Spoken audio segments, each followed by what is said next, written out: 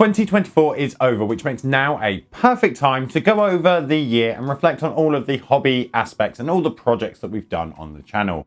Overall, I think it's been quite a good year. On top of everything like normal life, a job, etc. For the channel, we've managed to pump out around 199 single models. So these are the individual foot soldiers and things like that from our combat patrols. We've also managed to do around 7 larger models. So that's our models, which are vehicles or larger elements and things like that, such as monsters. And we've also done around 4 dioramas. That's not counting the Armies on Parade diorama, which has 20 removable models because the combat patrol was pinned in place. So depending how you do your maths, this year we've painted around 226 to 234 miniatures. And we're going to go through today looking at a few more photos and discussing the project and the videos associated with them. So with that said, let's jump in with the single models. Overall, the single models were some of the nicer painted kits that we've got from the videos that we painted, mainly because we were able to spend roughly the same amount of time on a single model as we were on, say, a unit from a combat patrol, letting us be slightly more creative or using longer process techniques. We also have things like this Dark Strider, which we painted back in March. And the goal here on the video was to paint up a box art style model, but make the method of doing so achievable at most levels and using a couple of tricks which will help this happen and be replicated across a larger army if we wanted to do so. Another box art style model this year came in the form of our Trajan Valorous. While I really like the outcome on this model, the main elements on here that I like are the cloak and the head. Personally, I think the face on this model is really well sculpted, which does help with me liking the paint job. But with the red cloak, we went over the process in the video of applying a blue shadow on this cloak before we went in with the red, which gives us a really nice, rich, vibrant red with rich shadows. Our Trajan Valorous is also one of the models on one of our custom bases. Overall, we did around 10 videos this year on different basing styles, which works out to roughly unfortunately, just shy of 1 a month, but we were nearly at 1 basing video a month. With that said, there is another basing video that we did, which went down really, really well, and everyone seemed to like it. I appreciate it's not 100% true life to lava, but it is a very quick and efficient way to make up lava bases for an army. And we popped an orc on that base. So let's go over him next. This knob was painted up in April using a relatively generic theme, leaning more towards the goth paint job, just without all of the checkerboarding across the model. The skin and the metals were the key highlight on this project, and we used a back and forth method of highlighting and shading the skin, while the metals had a quick treatment to help sell the aging of the tools. This video was also one shot in an older style, where we used to do mid-camera screen zooms. Let me know in the comments if the zoom effect is preferred over having what we do more recently, which is the whole image just being larger on the screen.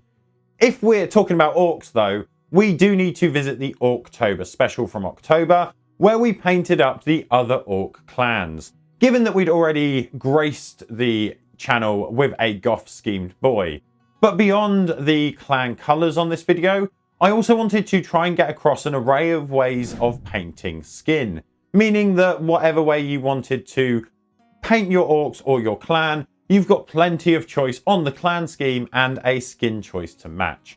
Out of the 5 boys in the video, personally, I like the skin from the snakebite the most, but I do also really like the camo pattern that we did on the Blood Axes model. Now we're about halfway through the overall single characters with about 3 or 4 left. But before we do them and then move on to some of the larger kits and pieces, let's divert slightly into a mini subcategory, which is one that I quite like.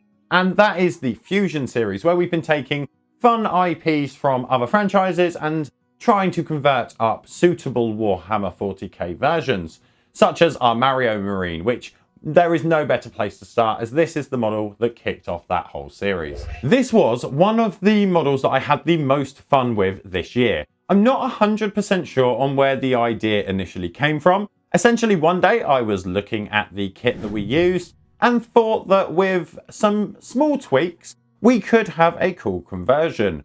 Then once my mind had seen this, I could see other various kits and bits laying around that we could use to create the scene and model. After a few short steps from there, we end up with this amazing Mario, and I'm hoping to take him to a competition in 2025. I have no real intention of winning anything for him, but I want to take it as a way of showing it off in public and potentially getting some feedback. Swinging around to another IP though, we have the Powerpuff Girls merged with the Sisters of Battle.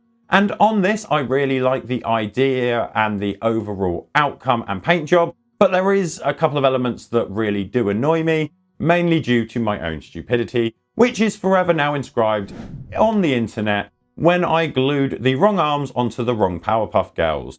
This means that we've now got Bubbles, an overly hench looking left arm, and also the placement of Blossom doesn't sit straight on the plastic rod. So overall, I like the outcome, but you also have these couple of issues that I'm aware of. Personally, I've decided that I'm going to take the diorama of the Powerpuff Girls and keep it as it is, with all the wrong arms in the wrong places, and leave the video where I've highlighted the fact that I've done so. Mainly because I think it's good to point out when errors are made. If I want to correct it, I'll need to go out and redo it, and I will learn a lesson from doing so.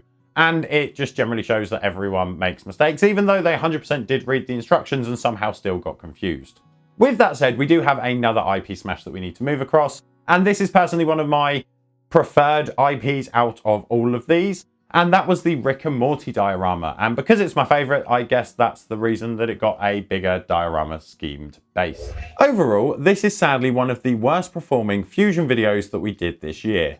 I'm not sure if it's the thumbnail and title combination, the overall video, or if the IP isn't as liked, but generally the content in the video I did quite enjoy. We covered the conversion, the sculpting, and resin pouring to a degree, as well as painting elements like large sections of white. And personally, we did a nice fun intro on the video, which I enjoyed doing even though the space was limited. So this model is up there on ones that I like to look at in my display cabinet. For our Rick and Morty, we used Dark Angels pieces. So with that in mind, why don't we jump across to the single Dark Angels model we painted back in January at the very start of the year. We painted up another box art style model in the form of Zachariah, but we went for a slightly brighter, lighter green scheme overall. And I really like how it came out and how the robe shows up against the rest of the scheme and armor. We went through in the video showing how to paint up elements like the power sword, as well as applying wearing onto the leather pouch elements. Unfortunately, I think this model is now discontinued, and I don't see why the scheme won't work across every other type of green Dark Angels that we may want. This final single model that we're going to be looking at is also, I believe, now unavailable, but it's one of the Chaos Lords painted in an awesome Undivided or Black Legion scheme. On reflection, I think we could have pushed this model a little bit further, going in and touching up some of the metals, giving them a nice spot highlight and a little bit more shine. But for an overall scheme, this can be replicated across an entire army quite easily, personally, I would say. Our Chaos Lord is on a base that is technically one of the failed projects that we would have done for the channel. It's not technically failed. We will potentially be trying to come back to do it later in the future. But our Lord is on a Chaos themed base. And I was going to do a video on Chaos themed base, but then I worked out there's a lot of variation that you could get, whether it's undivided, if they follow a particular type of god, or what their foe may be. So what I'm thinking of doing is just bundling all of the Chaos bases into one video, covering each type of god and giving us a nice thematic option. With that said, there is another one, and we have worked on that video in the form of our Nurgle Combat Patrol, which we put on a nice plague spreading base, and this is going to be one that we're going to look at doing in the same video. But since we've mentioned them, we can move to the Combat Patrols and start with our Death Guard. Our Death Guard has to be one of the armies that I personally think looks best on the tabletop regarding their paint job. I really like how we got the sickening Death Guard look in a really quick and easy method. And the fact that we batch painted up all of the Poxwalkers also makes me slightly happy. I know they're not award-winning paint jobs, but for all being painted with super easy techniques, most people can't believe that it worked out around 15 minutes a model to get them fully painted. Then we have the two leaders, and these were painted up separately in a few different schemes, mainly because there's only a few lore-based options that I could find reference of. The first one being the Horus Heresy bone style armor, and the second being a black armor trimmed with gold, featured in the codex for the Death Guard. Sitting comfortably, this is in the top 5 most viewed videos. But if we're talking about videos and statistics on YouTube performance, we need to bring in the Canadians. Our first video on the Canadian Combat Patrol blew past all expectations I had. It was posted on the lead up to Canada Day, which clearly helped this video out, but it quickly flew into the top spot back in June, and it has essentially sat there with over 7,000 views ever since.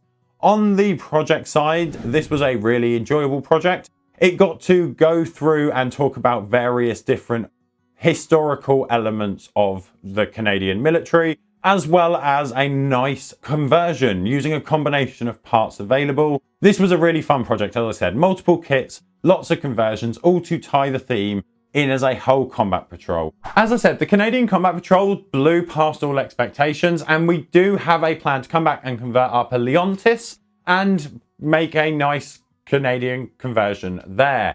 I'm currently waiting for something like moose antlers or a scale appropriate moose that we could use in the model.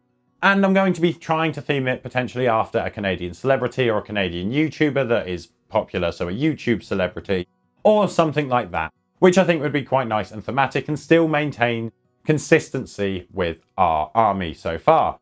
With that all said, let's segue across to our next army, which is going to be the Thousand Suns, because the birds have horns and antlers. Our bright blue boys are overly really nice on the tabletop, even if under closer examination the blend work isn't perfect. But as you may have noticed and gathered from my channel and its content, I try to aim at providing schemes, skills and techniques which can be achievable at most to any levels in order to get a nice looking model on the tabletop in not too much time. But these then can be pushed slightly further for things like competition if we want. I try to show that off in things like this Combat Patrol series, giving different levels of attention to the different models. So the characters have more details than the Terminators, and the Terminators have more details than the birds, given the amount of models, and that the birds might quite quickly get shot off the board.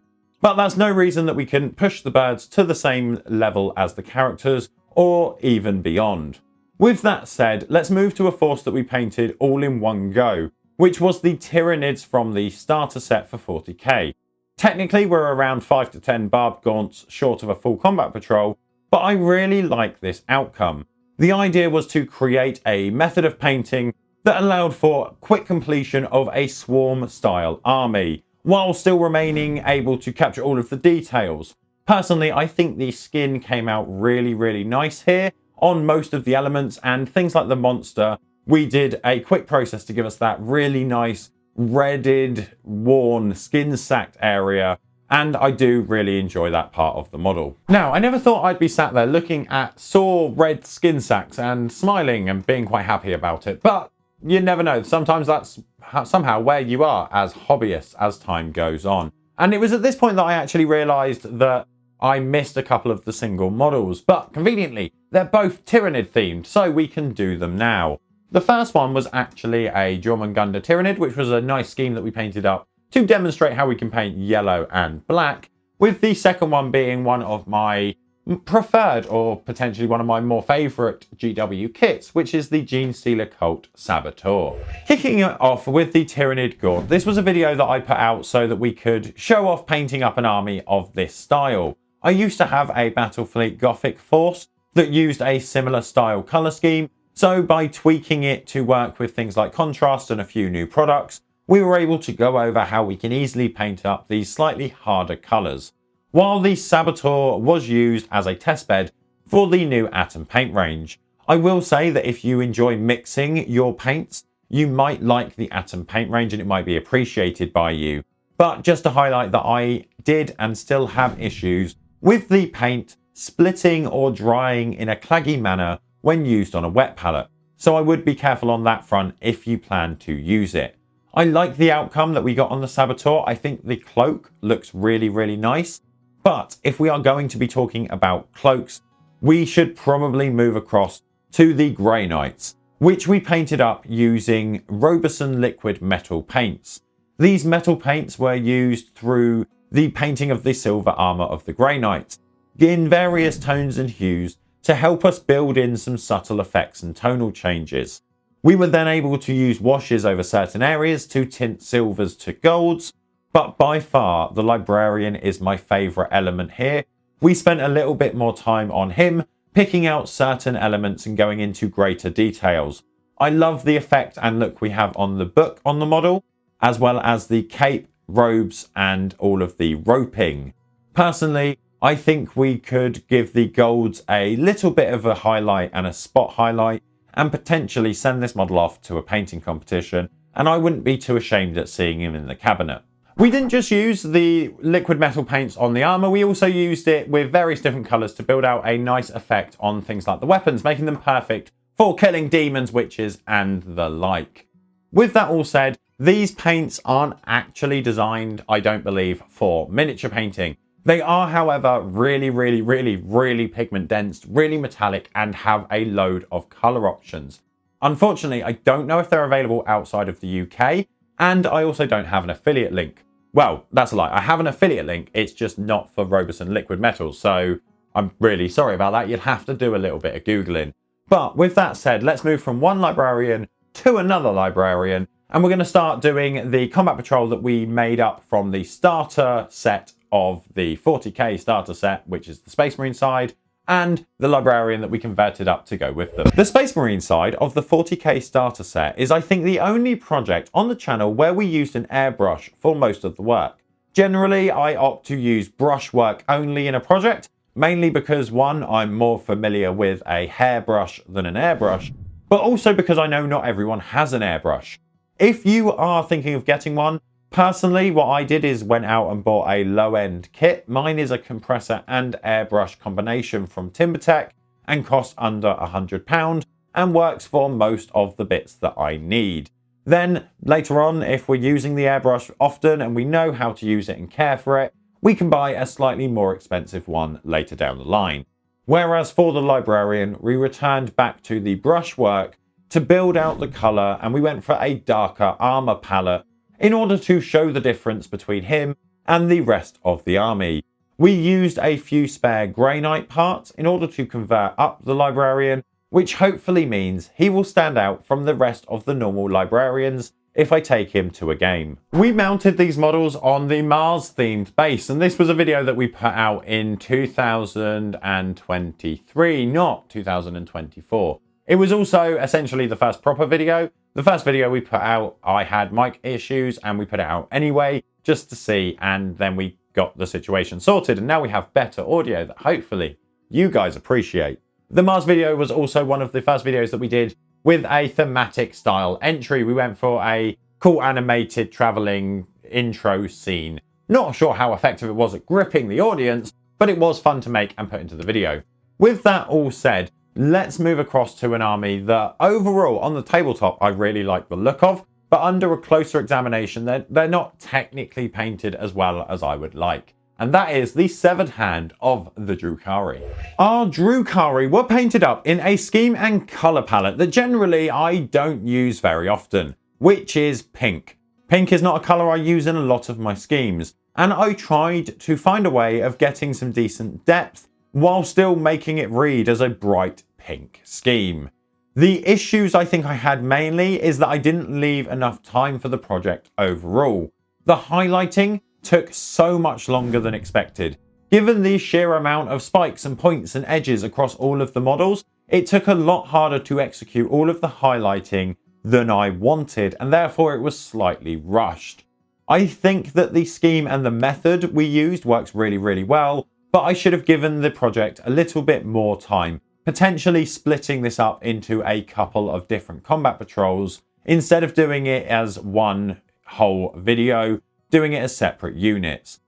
We didn't have that option on the next army, which is one that we painted up in a very short period of time, painting the entire combat patrol minus the character in a set compressed period. This is the Aldari army. We painted it in a lovely yellow scheme. This was designed to show off methods of quickly painting annoying colours in ways of getting a variety of contrast and outcome. These models were achieved through various stippling, dry brushing and glazing rounds in order to give us a complete, bright and interesting Aeldari Combat Patrol in around a week, with 3 days being spent on the army and about the same amount of time being spent on the Farseer. We also mounted these models on some really nice beach themed bases and gave the Farseer a special base as if it was using magic to move around some water. Oddly, I really like how the weapons came out on all of our Aeldari forces, the good and the bad, the Drukhari and the Aeldari. I really like the weapons. I think the blue and black of our Aeldari stand out, and I also think that the brown of our Drukhari weapons could also potentially be used for a base coat and starting point for some decent non-metallic metals. I do have a couple more projects that we need to do, especially a secret one that none of you will have seen yet.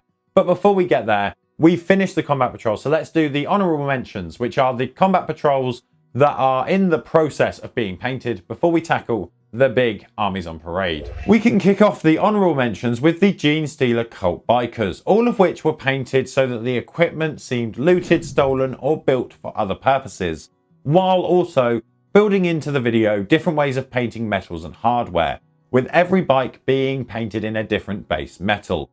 Even though all of the models are painted differently across the army, the people are the thing that brings it together, helping the force seem consistent across the entire army. Then we can move across to the first squad of our Imperial agents, which was the painted Vigilant Squad. This is relatively similar to the Canadian Combat Patrol scheme that we did before, except rather than using the Mounties for inspiration, we opted for the Catholic Church, taking the iconic Swiss Guard scheme and adapting it onto the unit. And it seems like all of you like the idea of real life inspiration on our units, as we got some good feedback. Now, if we're talking of inspiration, we need to jump across to the largest project and combat patrol we've done this year, which was the creation of our Leagues of Voltan base made for armies on parade. Now, this didn't win. As expected, there were submissions which had clearly had months spent on them, as opposed to the 3 weeks that we used to paint up this project.